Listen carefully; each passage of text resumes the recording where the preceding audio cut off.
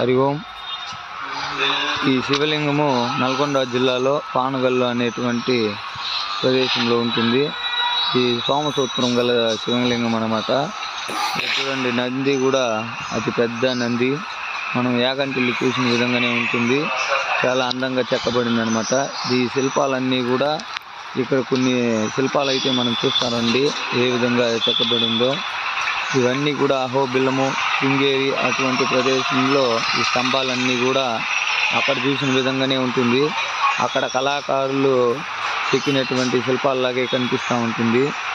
మనము ఇక్కడ గోపురాన్ని ఏ విధంగా ఎంత అందంగా చెక్కారో చిన్న చిన్న బొమ్మలంతా కూడా మనం చూడవచ్చును. మనము కొంచెం మీరు చూడండి చక్కగా దీని మీద వర్క్ అయితే ఎట్లా చేయబడిందో.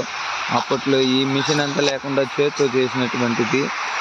మనం ఎంత చూసినా ఎంత చెప్పినా తక్కువే అనవచ్చు. చూడండి, ఈ గోపురాన్ని శ్రీచక్రం లాగానే అద్భుతంగా పురాతనంగా కాకతీయులు నిర్మాణం చేసినటువంటి 12వ శతాబ్దానికి చెందినటువంటిది. కాబట్టి ఎంత అందంగా ఉందో మీరే చూడవచ్చును. దాని మీద చిన్న చిన్న ఏనుగులు చూడండి.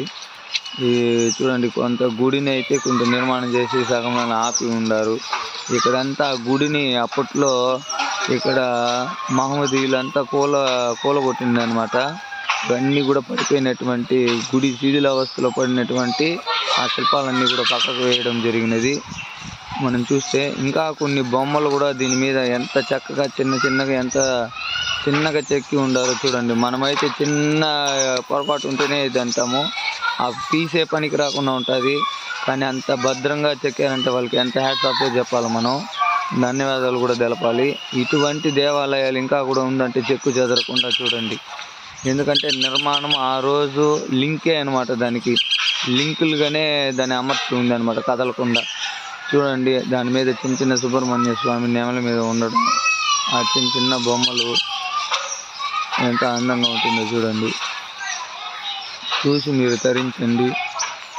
ఇటువంటి దేవాలయాలు ఎక్కడైనా చూసి ఉంటే చెప్పండి. చూడండి, దక్షిణమూర్తి శివయ్యే అంత బాగా అమర్చబడి ఉందన్నమాట.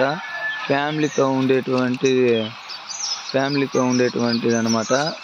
ఇక్కడ చూడండి, అమ్మవారు భద్రకాళి స్వరూపినిగా చూపించేది. ఈ దేవాలయం పచ్చల సోమేశ్వర స్వామి దేవాలయం అని ఉంటుంది పానగల్లులో. మీరు సెర్చ్ చేశారంటే కూడా వస్తుంది, ఈ దేవాలయం చూడవచ్చును మరిన్ని ఛానల్లో కూడా. ఇక్కడ ఈ శిల్పాలన్నీ కూడా అన్ని కళలతో చెక్కబడి ఉంది చూడండి. చాలా అద్భుతమైనటువంటి ప్రదేశం. ఈ చిన్ని కళాకారుల్ని మనం ఎప్పుడు కూడా ప్రోత్సహిస్తూ ఉండాలి. మనము ఈ సంస్కృతంలో చూసినారంటే మీరు బ్రహ్మ విష్ణువు దీని గురించి అడుగుతూ ఉంటారు కదా, ఆది అంతం గురించి, దాని గురించి అయితే చూపించడం జరిగింది. ఇట్లా మరి ఎన్నో విషయాలు కూడా దీని మీద చెక్కబడి ఉంది భక్తులారా. ఈ అందమైన ప్రదేశాన్ని ఒక్కసారైనా మీరు వీక్షించాలి, తెలుసుకోవాలి. ఈ వీడియోని మీరు చూసి మీరు ఖచ్చితంగా మీ వంతు మేము చూపించినందుకు గాను మీ ధర్మంగా ఒక లైక్ చేయండి, షేర్ చేయండి, సబ్స్క్రైబ్ అయితే చేసుకోండి. మరిన్ని వీడియోలు మనము ముందుకు చూపించేటువంటి ప్రయత్నం చేస్తాం.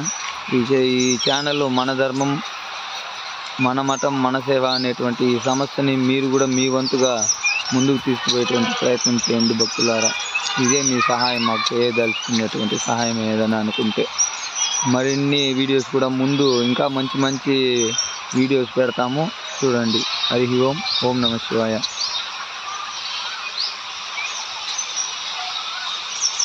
ఇక్కడ రాబోయే వీడియోలో ఇక్కడ శిథిలావస్థలో పడినటువంటి విగ్రహాలు చూపిస్తాం.